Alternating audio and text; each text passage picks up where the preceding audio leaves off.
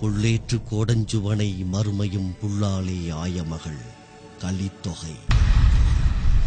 தமிழனின் இரு கண்கள் வீரமும் காதலும். வீரத்தின் அடையாளங்களில் மிஞ்சியது ஜல்லிக்கட்டு.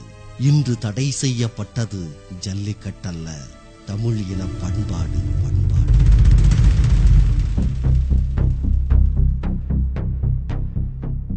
இந்தியாவின் நாட்டு மாடுகளை அழிப்பது இந்தியாவை அழிப்பது. வியப்பு மேலோங்குகிறதா?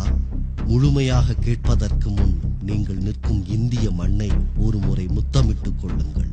இந்திய பொருளாதாரத்தின் முதுகெலும்பு விவசாயம். நாட்டு மாடுகளை அழிப்பதற்கான சூழ்ச்சி என்பது இன்று தொடங்கியதல்ல. அதற்கான தொடக்க புள்ளி வைக்கப்பட்டது 1760. இந்தியாவிற்கு ராபர்ட் கிளைவின் வருகை 1755. தமிழகத்தில் அவனை புருவமுயர்த்த வைத்தவை இரண்டு. ஒன்று நமது குருகுல கல்வி, மற்றொன்று தமிழனின் விவசாய நுணுக்கம். தமிழனின் வளர்ச்சி அவனை உறுத்தியது.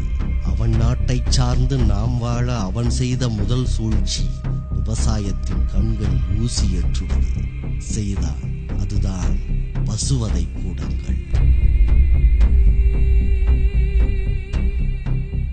1760 அது ஒரு இயக்கமாக முடுக்கிவிடப்பட்டது. நாள் ஒன்றுக்கு 30,000 பசுக்களை கொன்று குவித்தது அந்த இயக்கம். 1, 2 என்று தொடங்கிய பசுவதை கூடங்கள் 1910ஆம் ஆண்டு 350ஆக உயர்ந்தது. எந்த ரசாயன உதவியுமின்றி மாட்டுச் சாணத்தையும் சிறுநீரையும் பயன்படுத்தி குழிக்கு 71 படி அரிசி விளைவித்த தமிழன் முதன்முறையாக தடுமாறினான். அந்த இடைவெளியில் இந்தியாவில் இறக்குமதியாகின வெளிநாட்டு ரசாயன பொருட்கள். அதே சமயம் காங்கேயம் காளைகளும் அவைகளின் விந்தணுவும் வெளிநாடுகளுக்கு ஏற்றுமதி செய்யப்பட்டன. 1929ஆம் ஆண்டு வட்டமேசை மாநாட்டிற்காக காந்தி இர்வின் ஒப்பந்தம் நடைபெற்ற காலம் அது. பசுவதை கூடங்கள் குறித்து பத்திரிகையாளர்கள் கேள்வி எழுப்பினார்கள். இந்தியா சுதந்திரம் வாங்கும் நாள் அனைத்து பசுவதை கூடங்களும் மூடப்படும் என்றார் தேசப்பிதா. பசுவதை கூடங்களை அடைப்பதே என் முதல் வேலை என்றார் ஜவஹர்லால் நேரு.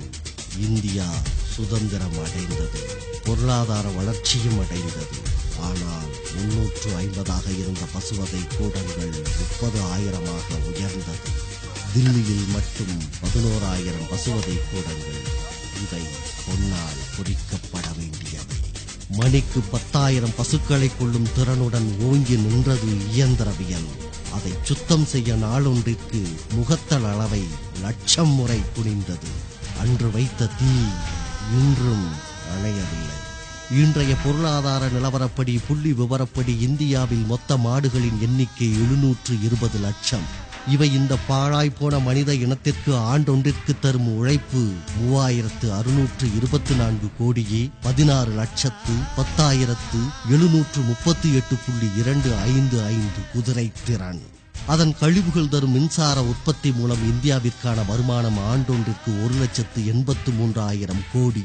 தமிழகத்தில் மட்டும் பால் சந்தையில் ஆண்டொன்றிற்கு 3,50,000 லட்சம் கோடி புழக்கம். மாட்டுச்சாணத்தின் மூலம் மட்டும் 20,000 கோடி ரூபாயும் விறகுக்காக வெட்டப்படும் 5 லட்சம் மரங்களும் சேமிக்கப்படுகின்றன. தமிழகத்தின் காளைகளும் பசுக்களும் முழுவதுமாக கறிக்காகவும் தோலுக்காகவும் தனிநபர் சுயநலத்திற்காகவும் கொல்லப்பட்டார். இனி நம் நாட்டில் விவசாயம் செய்ய 73 லட்சம் இழுபொறிகள் வேண்டும்.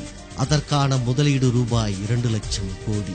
அந்த இழுபொறிகளுக்கான எரிபொருள் செலவு ஆண்டொன்றிற்கு ரூபாய் 1,16,375 கோடி. இந்த எரிபொருட்களின் புகை மட்டும் ஓசோன் படலத்தை முத்தமிடுமா? இந்த செலவுகளும் வேதனைகளும் ஒருபுறம் இருக்க, ஆண்டொன்றிற்கு தமிழகத்திற்கான வருவாய் இழப்பு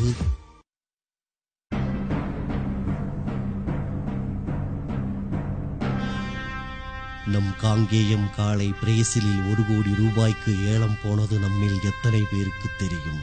திராவிட மக்களே, பொறுமையாக கூறிக்கொள்ளுங்கள். நாம் முதல் தலைமுறை பட்டதாரிகள் அல்ல, கடைசி தலைமுறை விவசாயிகள்.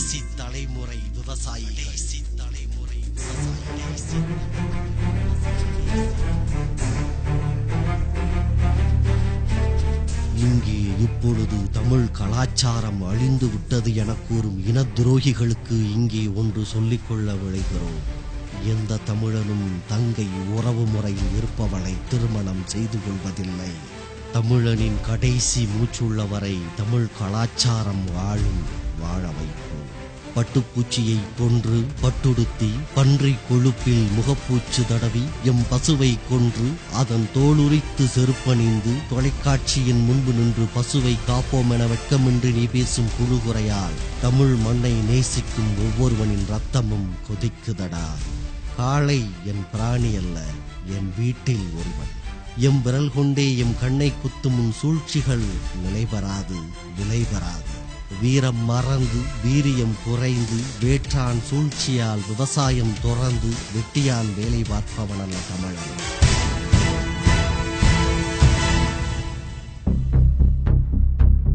ஆயிரம் உண்டிங்கு ஜாதி எனில் அந்நியர் வந்து புகழென்ன நீதி. ஓ தாயின் வயிற்றிற் பிறந்தோர் தம்முட் சண்டை செய்தாலும் சகோதரர் என்றோ. ஒன்றுபட்டாலுண்டு வாழ்வே, நம்மில் ஒற்றுமை நீங்கில் அனைவர்க்கும் தாழ்வே. நன்றிது தேர்ந்திடல் வேண்டும், இந்த ஞானம் வந்தார்பின் நமக்கது வேண்டும். எப்பதம் வாய்த்திடுமேனும் நம்மில் யாவர்க்கும் அந்த நிலை பொதுவாகும். 30 கோடியும் வாழ்வோம் வீழில் 30 கோடி முழுமையும் வீழ்வோம். புல்லடி மைத்தொழில் வேணி பண்டு போயின நாட்களுக்கு கிணிமணம் நாணி தொல்லை இகழ்ச்சிகள் தீர இந்த தொண்டு நிலைமையை தூவென்று தள்ளி வந்தே மாதரம் என்போம், எங்கள் மாநில தாயை வணங்குதும் என்போம். நீங்கள் நிற்கும் இந்திய மண்ணை ஒருமுறை முத்தமிட்டுக் கொள்ளுங்கள். தமிழன் என்ற உணர்வுள்ளவன் வாழும் மட்டும் தமிழ் கலாச்சாரம் அழிவதில்லை. ஜெய் ஹிந்த், ஜெய் ஹிந்த், ஜெய்